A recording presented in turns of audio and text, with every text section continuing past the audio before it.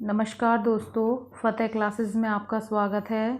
आज हम मत्स्य यूनिवर्सिटी का संस्कृत साहित्य का द्वितीय प्रश्न पत्र के विषय में चर्चा करेंगे। इस पेपर का नाम है काव्य धर्मशास्त्र एवं निबंध। यह है पेपर जो है 2020 का है, जो अभी हुआ है हाल ही में। इसमें जो है टोटल नंबर हैं 100 नंबर का ये पेपर होता है और इसका टाइमिंग है 2 घंटे का। इसमें परीक्षार्थियों को कोई भी 3 प्रश्न पत्र हल करना इसमें कर दिया गया था। इसमें पेपर का 60% जो है हल करना है और 60% अंकों को यहाँ हल करना है 100 में से। तो इस प्रकार से ये हमारा पेपर रहा है इस बार। अब हम देखते हैं कि पेपर किस प्रकार से आता है हमारा। दोस्तों, एक क्वेश्चन है, फर्स्ट क्वेश्चन, जिसमें 15 क्वेश्चन पूछे गए हैं और ये 2-2 नंबर के हैं। टोटल अंक हो गए 30 नंबर के हैं ये प्रश्न। क्वेश्चन नंबर 1, जिसके अंतर्गत 15 क्वेश्चन है और प्रत्येक क्वेश्चन 2-2 नंबर का है। इसमें जैसे पहला क्वेश्चन है कि इंदुमती के स्वयंवर का वर्णन रघुवंश के किस सर्ग में किया गया है और स्वयंवर के अंत में इंदुमती अपने जीवन साथी के रूप में किस राजा का वर्णन करती है। तो ये आपका रघुवंश महाकाव्य से लिया गया है। नेक्स्ट देखिए, रघु कौन थे और उन्होंने कौन सा यज्ञ किया था। तो ये आपका ये भी रघुवंश महाकाव्य से है। तीसरा क्वेश्चन है, सुनंदा कौन थी और स्वयंवर में उसकी क्या भूमिका थी। तो ये भी रघुवंश महाकाव्य से लिया गया, रघुवंश महाकाव्य के 6ठे सर्ग से। फिर नेक्स्ट क्वेश्चन है, इंदुमती के स्वयंवर में कलिंग देश से आए हुए राजा का क्या नाम था और इनकी सेना में शामिल हाथियों की उपमा किस पर्वत से की गई है। तो ये आपका जो है इंदुमती स्वयंवर से आया है। ये 4 क्वेश्चन जो स्टार्टिंग के इंदुमती स्वयंवर से। अच्छा, नेक्स्ट क्वेश्चन है, ये रघुवंश महाकाव्य में है, जो है इंदुमती स्वयंवर। नेक्स्ट है विदुर नीति। अब विदुर नीति महाभारत में जो उद्योग पर्व है उसमें विदुर नीति के अध्याय 34 और 35 आपके थे सिलेबस में। तो इसमें विदुर नीति का है, विदुर नीति के अनुसार किस प्रकार के व्यक्ति सदुपायों से युक्त सावधानी पूर्वक कार्य करने पर भी सफलता नहीं मिलने की स्थिति में मन से दुखी नहीं होते हैं। तो ये भी आपका विदुर नीति से लिया गया क्वेश्चन। नेक्स्ट है, राजा को प्रजा से कर या धन का ग्रहण किस प्रकार से करना चाहिए। नेक्स्ट है, विदुर नीति के अनुसार प्रजा किस प्रकार के राजा से प्रेम करती है। ये हैं आपके विदुर नीति के। फिर यदि योग से विद्या की रक्षा होती है तो धर्म व कुल की रक्षा किससे होती है। तो ये क्वेश्चन जो है आपके विदुर नीति से आए हैं। 4 क्वेश्चन जो है छोटे छोटे, ये भी विदुर नीति से आए हैं। नेक्स्ट क्वेश्चन है, वाल्मीकि रामायण के बालकांड के अनुसार राम किस प्रसिद्ध वंश में उत्पन्न हुए थे। ये आपके रामायण के बालकांड से आया। नेक्स्ट है, अपने सारथी सुमंत की श्री राम ने किस स्थान से वापस लौटा दिया था, वहाँ पर उनकी भेंट गंगा तट पर किस प्रसिद्ध व्यक्ति से हुई थी। तो ये आपके रामायण से आया है। नेक्स्ट क्वेश्चन है, दंडकारण्य में प्रवेश करने के पश्चात श्री राम ने किस प्रसिद्ध राक्षस का वध किया और वहाँ पर उन्होंने किस ऋषि के दर्शन किए। तो ये भी आपके जो है रामायण के बालकांड से है।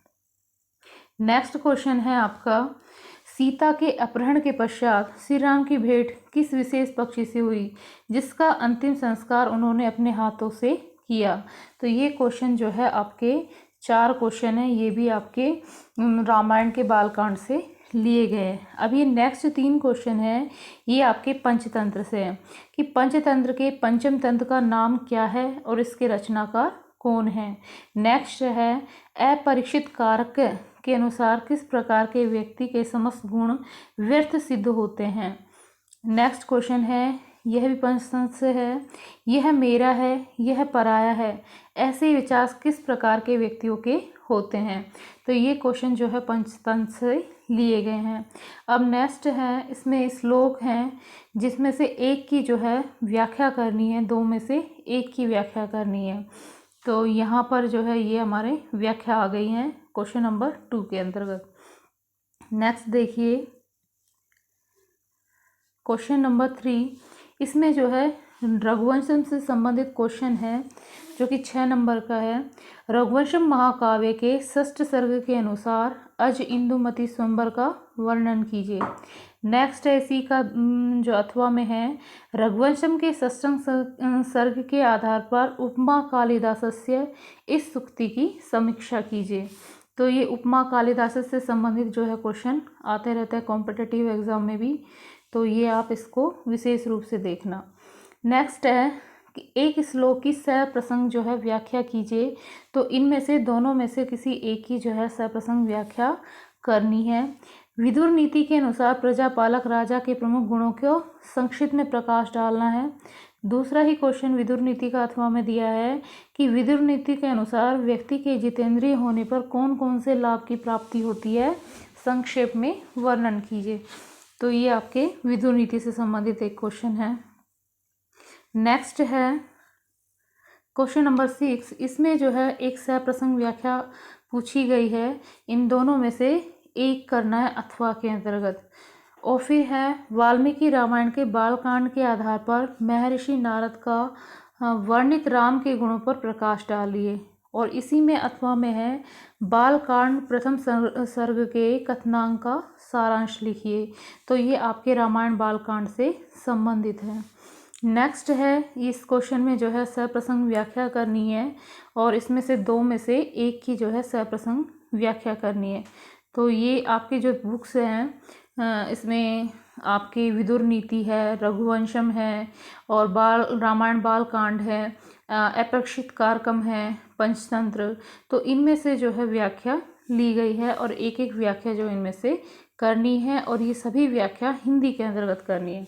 नेक्स्ट क्वेश्चन देखिए, पंचतंत्र अपरीक्षित कारक के अंतर्गत वर्णित ब्राह्मणी नुकुल कथा अथवा राक्षस ग्रहित ब्राह्मण कथा का संक्षेप में वर्णन कर उससे मिलने वाली शिक्षा का उल्लेख कीजिए।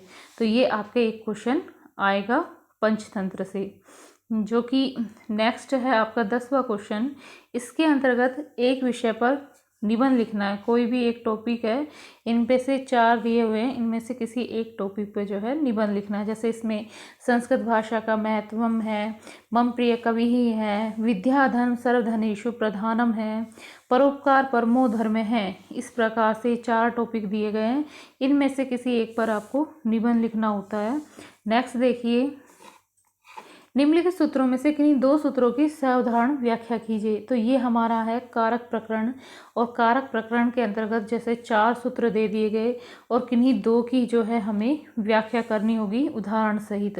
तो ये हमारे कारक प्रकरण से संबंधित है। नेक्स्ट ये क्वेश्चन जो है नेक्स्ट ये भी कारक से संबंधित है।